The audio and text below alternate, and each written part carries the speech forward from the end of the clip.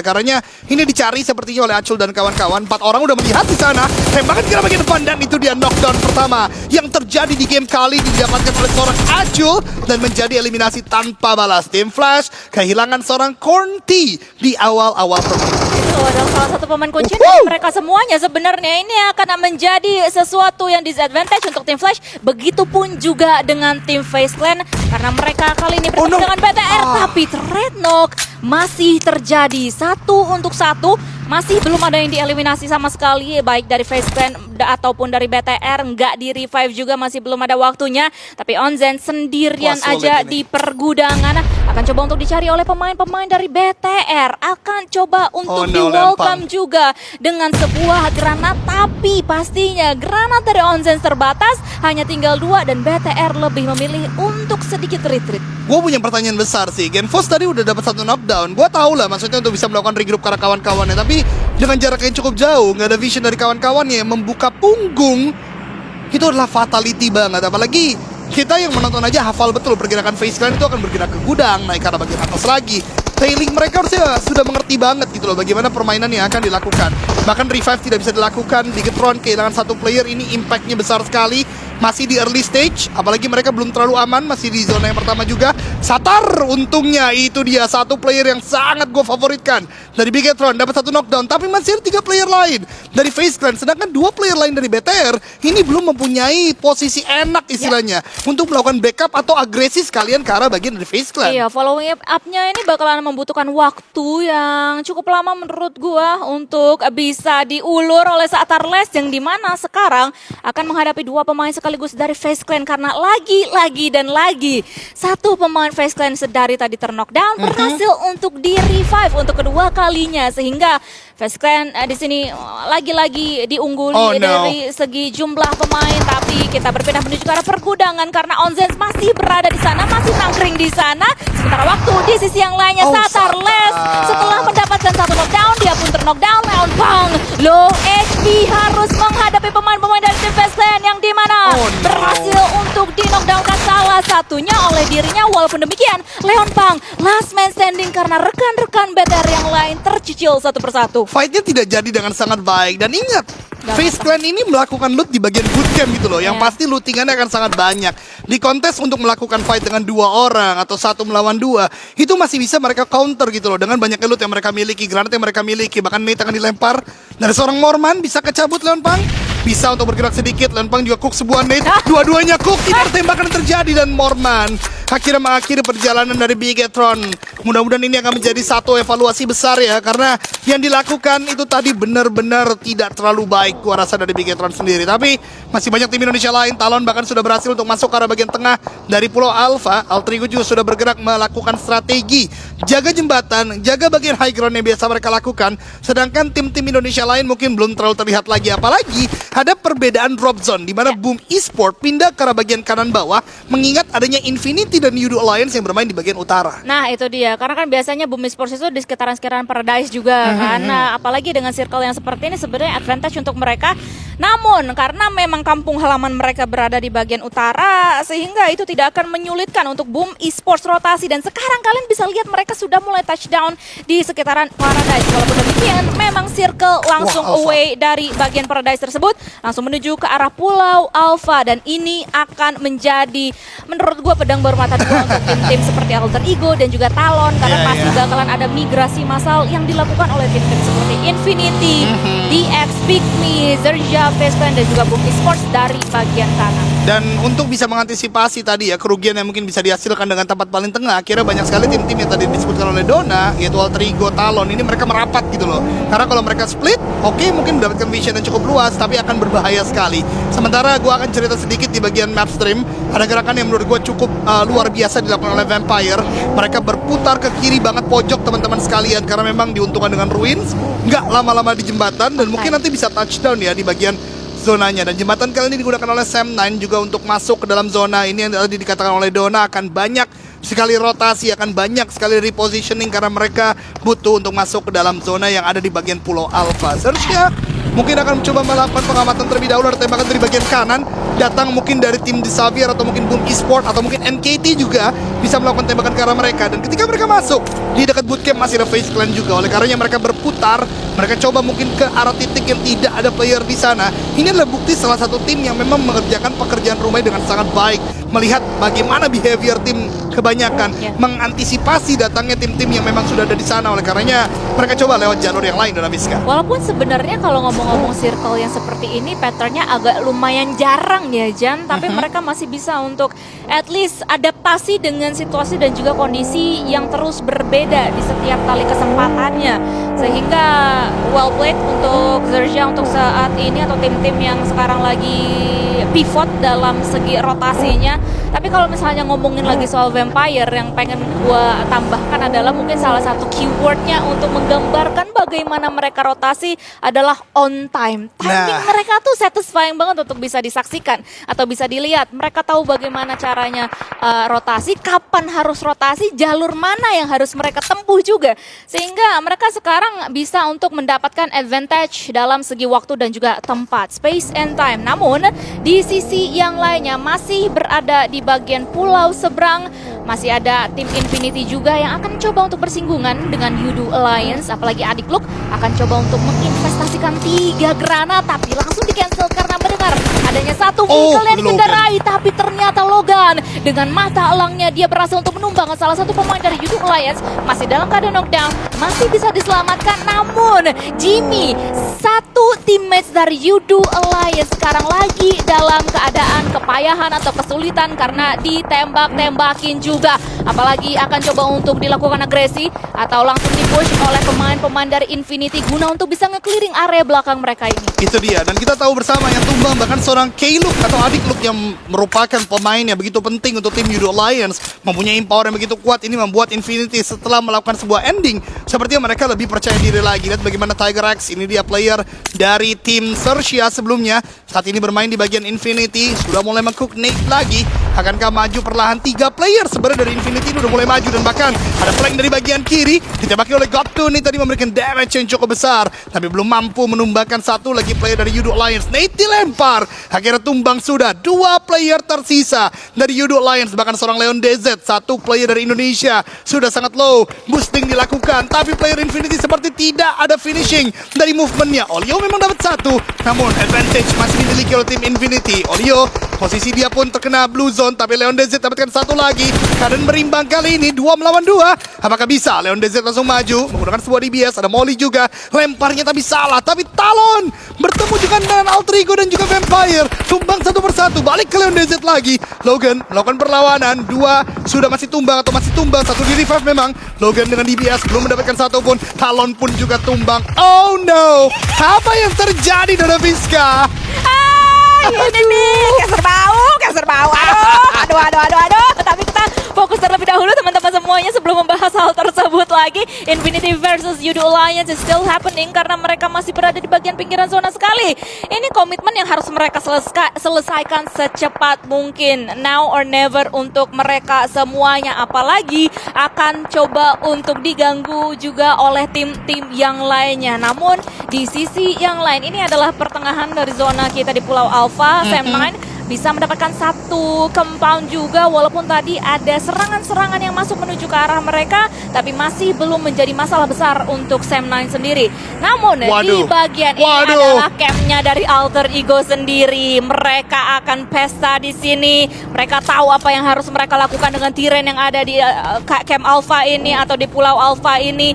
Dan dengan demikian tadi ada 1 granat yang dilontarkan oleh seorang Rosemary, namun memang masih belum bisa membuahkan hasil apa-apa. Berpindah lagi menuju ke arah Yudo Alliance, di mana Yudo Alliance versus Infinity masih belum selesai. Udah didatangi ini dia yang tadi gua pengen mention, yakni NKT. Pinter banget NKT langsung masuk ke arah bagian lebih dalam lagi dan melakukan gatekeep kepada 2 tim kali ini. Mereka mau mengambil Pesta Pora, tapi Tourniquet dapatkan 1, The God kali ini tumbang. Namun Infinity seluruh playernya pulang ke lobby dengan tembakan oleh Spider. Tan Moore pun juga tumbang. Banyak sekali tim-tim yang tidak bisa masuk dengan cepat ke dalam zona menjadi korban. Banyak tim-tim lain yang lebih cepat. FaZe Clan kali ini menang atas Bigetron. Mereka kembali menambah pundi-pundi eliminasi. Sersia yang lepas dari Alter Ego ditumbangkan 1 persatu, bahkan sudah menjadi eliminasi yang kelima bagi tim FaZe Clan. Ada Lobby juga yang ditumbangkan barusan yang terakhir. Mormon melakukan pengamatan ke arah bagian atas agar bisa masuk compound. Tapi ini akan sangat dekat kedua tim ini. Vehicle tidak bisa digunakan lagi. RNJ dan Erzim jadi last two man standing. Dan Vintores dibiarkan lewat. Tidak maksimal. Ada Nathan di Cook akan dilempar. Namun jaraknya cukup jauh. Apakah mengenai dari Vintores meletup di sana? Vintores ternyata masih di luar dari compound tersebut, Naviska. Masih bisa selamat untuk saat ini sehingga akan coba untuk nge-spam beberapa utility terakhir yang dimiliki. Nah, ini dia. Satu granat terakhir di tangan RNJ. Namun dia untuk saat ini masih akan menunggu saja momentum yang lebih perfect lagi untuk bisa melontarkan granat tersebut menuju ke arah lawan-lawannya di seberang sana. Dan selagi mereka melihat atau lihat-lihatan satu sama lain, bisa saja untuk digangguin dengan tim-tim yang lainnya pula. Tapi di sini akan coba untuk menunggu saja. Pintu dibuka, Vintores begitu cekatannya dia melihat adanya pintu yang terbuka, langsung mempersiapkan jempolnya, ngetap, memberikan damage yang cukup signifikan menuju ke arah Arzi. Itu dia, walaupun tadi tidak ada jendela ya, sehingga tidak ada utility yang bisa dimasukkan ke arah bagian dari Searchia. Lihat bagaimana Morman sudah cook nade lagi, Vintores juga sebelumnya. Mereka tidak bisa memasukkan granat hanya dari pintu bagian kanan. Ini dia, mungkin inilah momentum, akan di-cook sebuah nade lagi.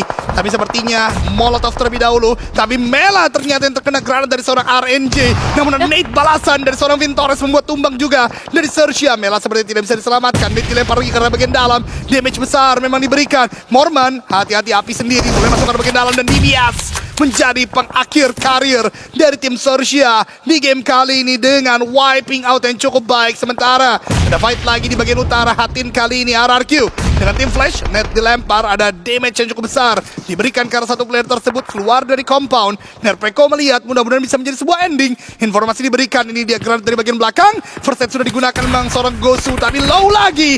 Player satu ini dicari oleh RRQ. Dan itu dia nade dari Asa yang membuat Gosu akhirnya tumbang. Dan dari tim Flash hanya menyisakan satu orang saja. Karena ada tim Vampire juga yang ngegangguin antara mereka berduanya. Karena memang Vampire yang sedari tadi masuk melalui jalur barat. Apalagi Tony K berhasil untuk mendapatkan satu nama menuju ke arah tim RRQ. Sementara waktu, karena tadi ada gangguan dari Vampire, tim Flash diberikan waktu secara indirectly untuk bisa melakukan reset situation terlebih dahulu. Namun ini dia, Rosemary the Goat literally di sini. Karena dia berada di atas sana, udah bisa melihat adanya satu pemain dari Fast Clan. Berhasil untuk mendapatkan satu knockdown dan lihat betapa getolnya dia untuk bisa membuka vision menuju ke arah Vintores. Tapi apa daya, Vintores mengetahui langkah demi langkah dari Rosemary sehingga tembakan dialah yang lebih on point. Dan sangat disayangkan sebenarnya pemain-pemain dari Alter Ego yang lain masih membutuhkan waktu untuk bisa langsung menuju ke arah Rosemary untuk bisa menyelamatkannya. Tapi ini dia waktunya ternyata on time, berhasil untuk membredet pemain terakhir dari Face Clan dan Alter Ego. 5 eliminasi poin masih bisa untuk nge-revive Rosemary. Untung ada Merado itu ya yang dimiliki oleh Alter Ego sehingga bisa cepat untuk melakukan sebuah regroup tadi. Kalau tidak ada sebuah kendaraan, mungkin Rosemary sudah tidak akan bermain lagi di game kali ini. Tapi kita lihat bagaimana permainan kali ini sudah mulai bergerak lagi menuju ke arah bagian Boom Esports sebagai tim yang ada di bagian poros dari circle atau play zone. Dari Hatin pun sudah mulai terkikis tempatnya, terutama untuk RRQ.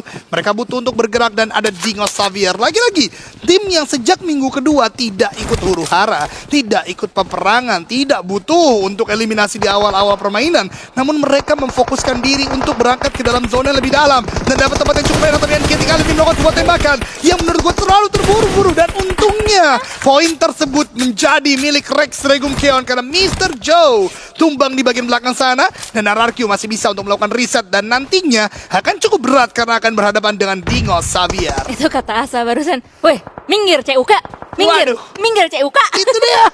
Berani-berani kan nembak gua CUK. Aduh, temannya juga ngalangin tadi. Tapi anyway, dari tim NKT harus hengkang juga dari game ini di posisi yang ke-9.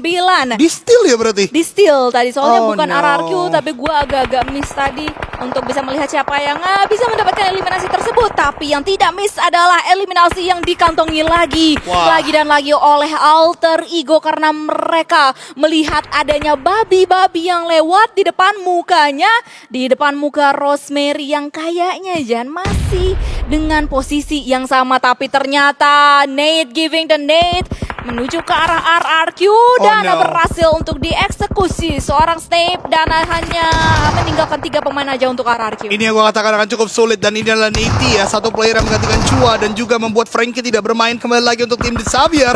Neti lempar, Neti ternyata beda ruangan. Ada para Jin yang menunggu juga. Asa mudah-mudahan bisa mendapatkan satu, Netpeko dapatkan satu, tapi Netpeko juga tumbang. Asa dan juga satu kawan yang lain harus cepat untuk melakukan sebuah bantuan, itu No Mercy. Neti akan dilempar ke Asa, masih berdansa dengan 11-12 tapi kalah dengan tembakan yang lagi-lagi diberikan oleh para Jin. Satu player yang sangat bersinar di Shine Like Diamond kali ini memberikan efek yang begitu besar bagi tim Dingo Xavier. Bahkan No Mercy dengan telatnya dia melakukan sebuah backup, tidak masuk ke arah compound ini, membuat Dingo Xavier berarti tidak terluka sedikit pun karena revive berhasil dilakukan. Bahkan No Mercy dilempar granat oleh Vampire, bisa bergerak. Tony K yang sekarang mungkin bisa menjadi sebuah masalah bagi tim RRQ. Akan adu granat dilempar dari masing-masing tim. Apakah menang RRQ atau justru dari Tony K? Belum ada knockdown yang diberikan. Saling lempar molotov juga. No Mercy mau bergerak ke arah bagian depan Tony K. Di bagian kiri ada tim Dingo Xavier. Kesulitan akhirnya mencoba untuk bergerak juga, tapi ditembaki oleh Dingo Xavier dan Shadows. Atau seorang Vikoy berhasil untuk menutup mimpi dari RRQ. Tapi Tony K juga dapatkan seorang Shadows, Tunaviska. Wah, ini benar-benar bocil kematian versus bocil kematian juga ini. Apalagi tim-tim atau pemain-pemain yang benar-benar bersinar selama PMSL ini, mereka bertatap muka satu sama lain dan Shadows harus hengkang dari game ini. Tapi di sisi yang lain ternyata Boom Sports bertegur sapa dengan tim Pikmi yang akan datang atau sudah datang dari bagian jembatan. Mereka melihat menuju ke arah Boom Sports, tapi kita fokus ke terlebih dahulu menuju ke arah Xavier kali ini yang betul-betul getol untuk bisa mengantongi eliminasi menuju ke arah lawannya, menambahkan eliminasi poin mereka untuk saat ini. Tapi kamera kita berpindah lagi menuju ke arah tim yang lain karena memang posisi dari banyak sekali tim, ada 3 at least di sini, saling melihat satu sama lain dan bahkan gak cuma Gemini melihat ke arah Xavier, tapi Pikmi pun juga ikut campur atas fight tersebut. Keberanian Pikmi menghasilkan eliminasi dan menghasilkan at least securing top 4 position. Itu dia, tapi Dimzi overcome itu untuk melakukan M tadi, membuat dia kira tereliminasi, membuat Pikmi hanya misalkan 2 orang. Rosemary juga di bagian atas tumbang dengan tembakan dari Sam, itu gak ada balasan yang diberikan juga. Alpha menjadi satu player yang begitu penting di bagian tengah, bahkan dapatkan satu. Ini dia in-game leader yang luar biasa dengan pergerakan-pergerakannya. Luyo is the last man standing dari Sam9. Kalau Sam9 rata berarti 3 tim Indonesia ada untuk mencari winner-winner chicken dinner. Luyo sudah mulai terpantau. Itu dia, hanya satu peluru lagi. Luyo masih melawan ke bagian kanan dan rata juga oleh Hans for You dan Unstoppable untuk King Alter Ego. Dengan 11 eliminasi sudah dibukukan, mencari Pikmi kali ini Acul dan Jobrenki juga tumbang. Top 2 Boom Esports dan Alter Ego Ares, tapi Alpha sudah cukup sebuah nade akan dilempar ke seorang Rezi. IGL melawan IGL meletup di sana dan ending kemenangan untuk Alter Ego Ares di game yang pertama. Congratulations Alter Ego Ares, mereka bisa mempertanggungjawabkan kekuatan mereka, teritorial mereka. Mereka tahu apa yang harus mereka lakukan, timing yang begitu perfect juga. Mereka ibarat kata memberikan kata-kata menuju ke arah tim-tim yang datang menuju ke arah Pulau Alpha ini. Welcome to our jungle. Itu dia, dan welcome to the jungle. Kita akan ngebredetin kalian semuanya. Menguasai banget ya. Menguasai banget. Dan gue senengnya adalah timing backup mereka tuh juga cepat-cepat sehingga kayak damage atau disadvantage yang dihasilkan tim-tim yang lain menuju ke arah Alter Ego tadi, kayak satu knockdown berhasil untuk di recover oleh pemain-pemain yang lainnya sehingga mereka masih mempunyai kekuatan penuh